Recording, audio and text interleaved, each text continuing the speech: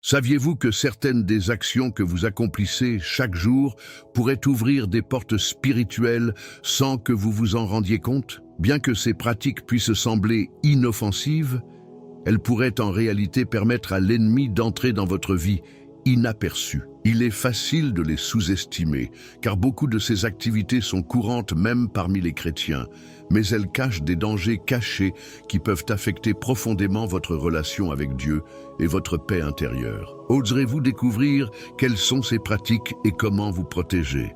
Cette vidéo est conçue pour vous montrer comment identifier les comportements qui, sans le savoir, ouvrent des brèches dans votre vie spirituelle. De plus, je vous donnerai les clés pour fermer ces portes et vous protéger en vivant sous la couverture divine que Dieu vous offre. Restez jusqu'à la fin, car la dernière pratique que je vais partager est la plus dangereuse de toutes, et la comprendre peut signifier un avant et un après dans votre vie spirituelle. La première pratique dont nous parlerons est la bénédiction avec des attitudes contraires à la foi. Les mots que nous prononçons ont un pouvoir énorme.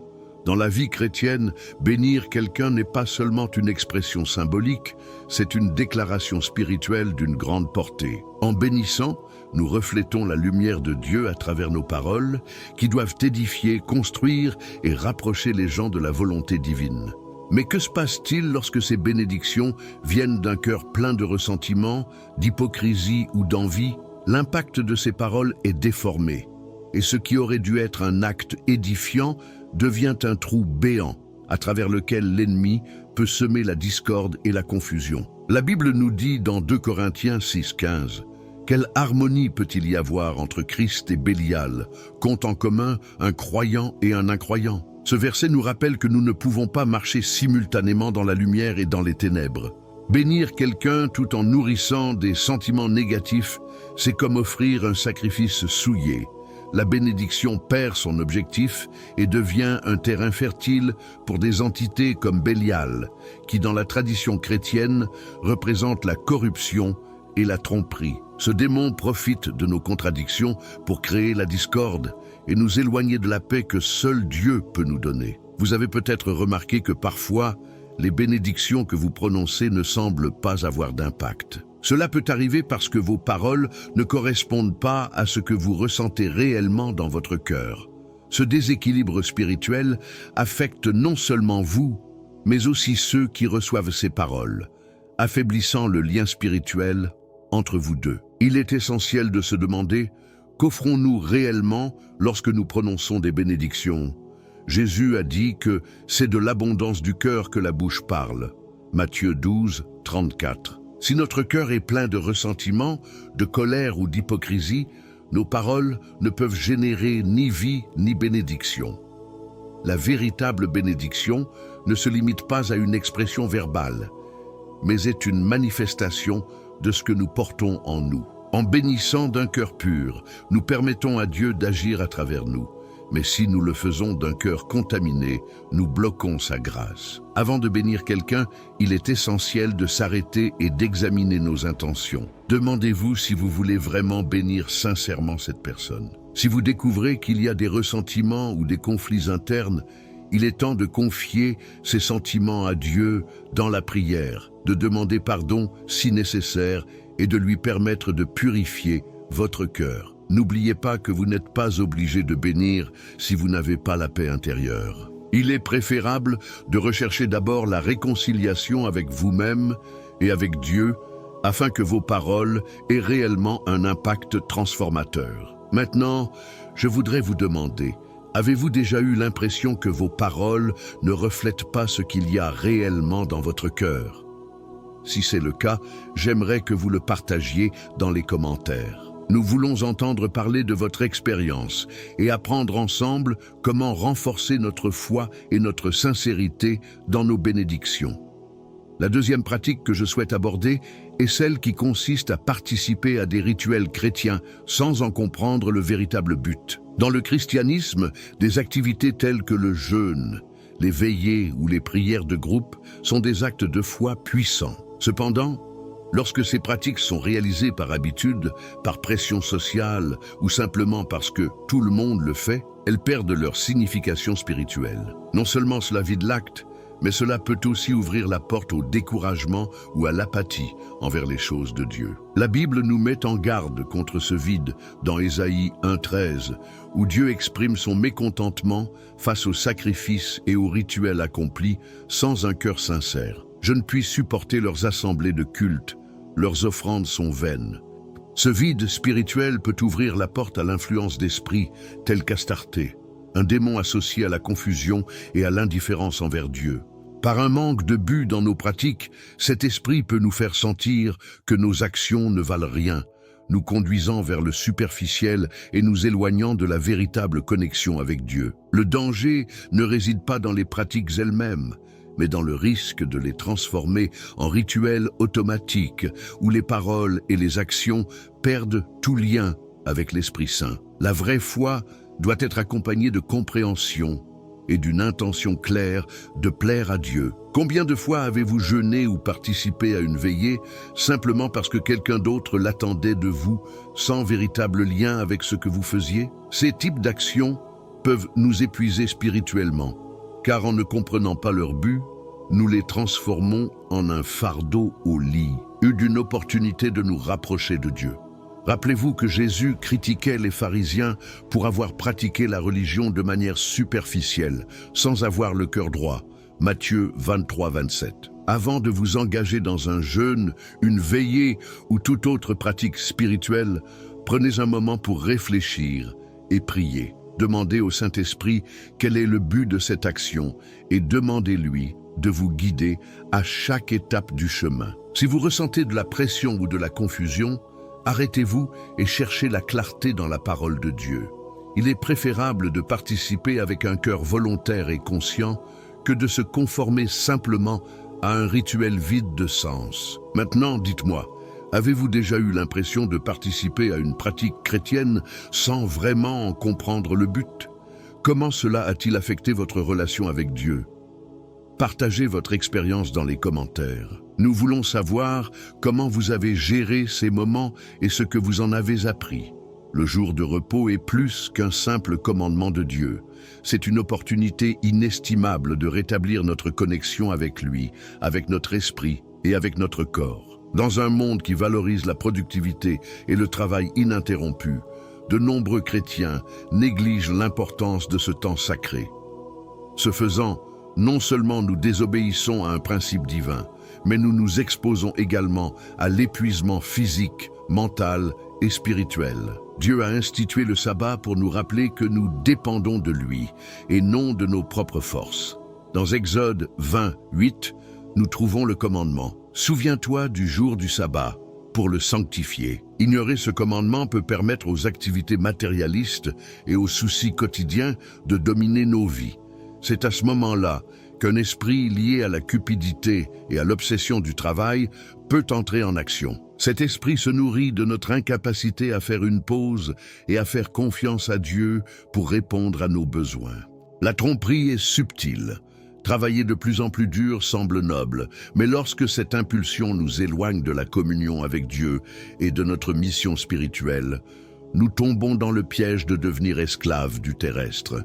Ignorer le jour de repos nuit non seulement à notre relation avec Dieu, mais aussi à notre santé physique et émotionnelle, créant un cycle sans fin de stress et de fatigue. Avez-vous remarqué que lorsque vous sautez du repos, tout semble devenir plus lourd? C'est le signe que nous sommes déconnectés du dessein que Dieu a préparé pour nos vies.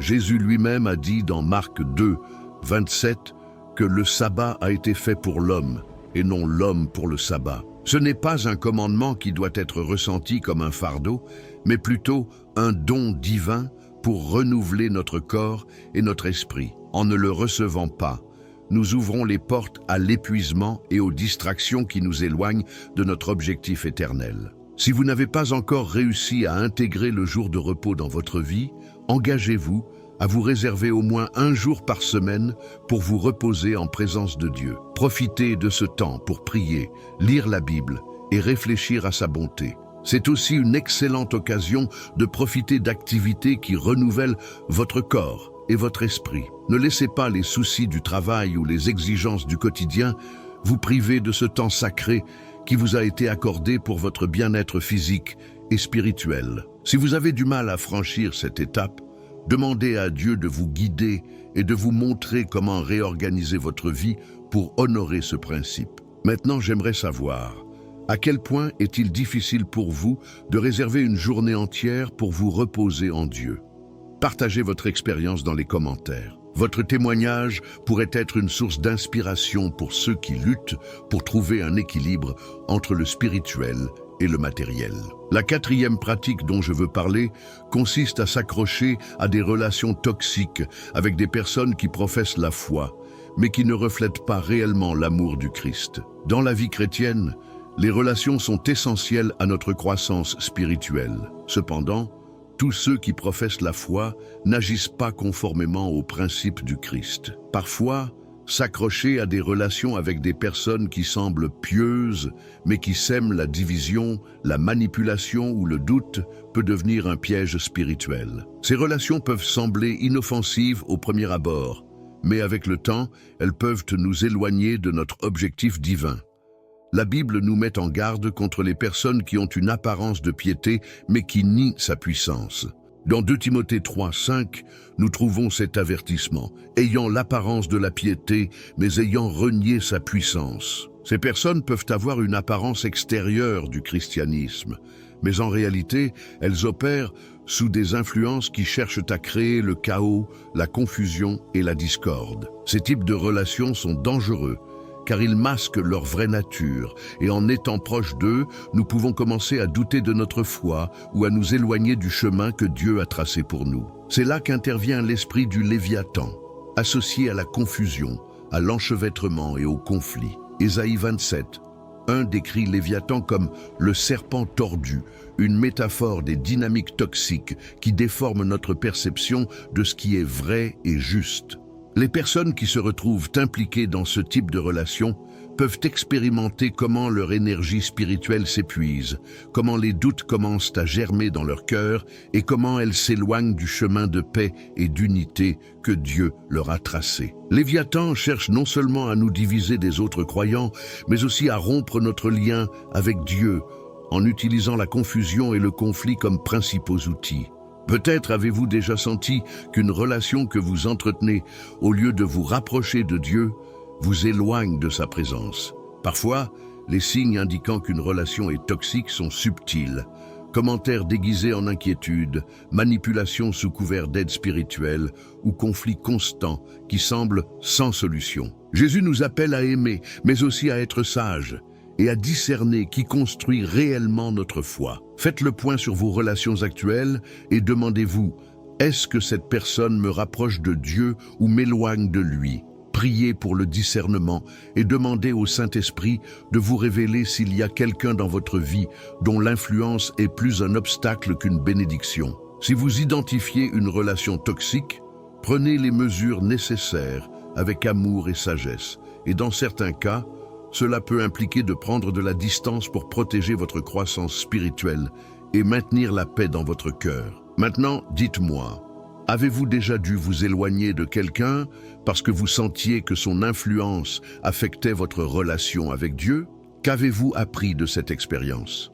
Écrivez votre réponse dans les commentaires. Nous serions ravis d'entendre votre histoire et comment vous avez trouvé la force d'avancer dans votre foi. La 5e pratique que je souhaite aborder est de professer la foi, mais de vivre dominé par la peur plutôt que par la confiance en Dieu.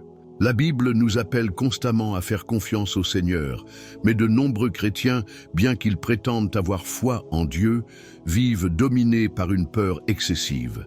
Cette peur est silencieuse mais persistante et contredit la croyance chrétienne en la victoire du Christ sur les ténèbres. Au lieu de renforcer notre relation avec Dieu, la peur de l'ennemi devient une barrière qui limite notre foi et nous remplit de doutes. L'Écriture est claire, car Dieu ne nous a pas donné un esprit de crainte, mais un esprit de puissance, d'amour et de maîtrise de soi. 2 Timothée 1, 7. Cependant, lorsque la peur prend le contrôle, nous ouvrons la porte aux tactiques de manipulation de Satan, qui utilise la peur pour accroître son influence dans nos vies, nous faisant croire que son pouvoir est égal, voire supérieur, à celui de Dieu. Cette peur affecte non seulement notre confiance dans le Seigneur, mais renforce également le mensonge, selon lequel l'ennemi a plus de contrôle sur nous qu'il n'en a réellement. Le problème n'est pas de reconnaître l'existence de l'ennemi, mais plutôt de lui accorder plus d'attention qu'il ne mérite. Ce déséquilibre spirituel alimente la stratégie du diable consistant à répandre la peur. Cependant, nous devons nous rappeler que Satan a déjà été vaincu par Christ, comme nous le dit Colossiens 2, 15. Et après avoir dépouillé les principautés et les puissances, il les fit étaler publiquement, triomphant d'elles sur la croix. Vivre dans la peur de l'ennemi contredit la vérité selon laquelle Christ a déjà triomphé de lui et nous empêche de vivre avec l'assurance de notre victoire. Maintenant, je veux savoir, comment avez-vous géré vos peurs dans votre vie spirituelle? Avez-vous réalisé à quel point la peur peut affecter votre confiance en Dieu? Partagez vos réflexions dans les commentaires. Lorsque nous vivons dans la peur de l'ennemi, nous oublions une vérité fondamentale.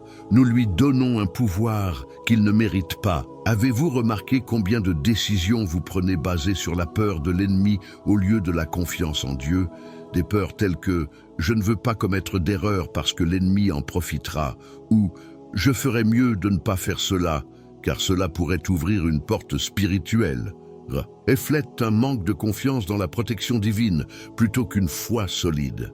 Même s'il est important d'être sage et prudent, nous devons aussi nous rappeler que la puissance du Christ est supérieure et définitive. Chaque fois que la peur tente de prendre le contrôle, renouvelez votre confiance dans la victoire du Christ sur l'ennemi. N'oubliez pas que Satan ne peut pas opérer au-delà de ce que Dieu autorise. Proclamez à haute voix les promesses de Dieu et son autorité sur votre vie. Passez du temps dans la prière et dans l'étude de sa parole pour renforcer votre foi et ne laissez pas la peur guider vos pensées ou vos actions. Concentrez-vous sur l'amour et la souveraineté de Dieu et non sur la menace de l'ennemi. En vivant dans la peur de l'ennemi, nous ne parvenons pas à reconnaître la suprématie de la puissance de Dieu. Satan est vaincu et ses tactiques n'ont de pouvoir que lorsque nous leur accordons plus d'attention qu'elles ne le méritent réellement. Il est essentiel que vous sachiez qu'en affirmant et en proclamant les promesses de Dieu, nous déclarons sa souveraineté sur toute chose. N'oubliez pas que rien ne peut nous séparer de son amour et qu'il nous couvre de sa puissance. Si jamais la peur tente de prendre le contrôle, affrontez cette situation avec la certitude que rien ne peut vaincre la victoire déjà remportée par Christ. La foi ne se construit pas sur la peur, mais sur une confiance totale dans la puissance de Dieu pour nous protéger et nous guider. Tout au long de cette vidéo, nous avons parlé de 5 pratiques dangereuses qui, sans nous en rendre compte, peuvent ouvrir des portes spirituelles dans nos vies. Maintenant, je vous pose une question clé. Avez-vous identifié l'une de ces pratiques dans votre vie quotidienne? Si oui, quelles mesures prendrez-vous pour vous protéger et renforcer votre relation avec Dieu? Je vous encourage à l'écrire dans les commentaires. Votre expérience peut être une source d'inspiration pour que d'autres réfléchissent et grandissent dans leur foi. Partager ce que nous avons appris ensemble est un moyen puissant de renforcer notre communauté chrétienne et de nous aider à vivre dans la volonté de Dieu. Mais cela ne s'arrête pas là. Si ces 5 pratiques peuvent affaiblir notre vie spirituelle, il existe quelque chose d'encore plus silencieux et néfaste. Des habitudes quotidiennes qui détruisent peu à peu notre foi. Dans la prochaine vidéo, je vous propose de découvrir 5 habitudes qui détruisent votre foi sans que vous vous en rendiez compte. Nous explorerons comment de petites actions quotidiennes peuvent vous éloigner de Dieu sans que vous vous en rendiez compte. Ne le manquez pas, car le changement commence parce que vous décidez d'apprendre aujourd'hui. N'oubliez pas de vous abonner pour faire partie de notre communauté chrétienne et recevoir du contenu qui inspire et renforce votre relation avec Dieu. Merci de vous joindre à nous et que Dieu vous bénisse abondamment.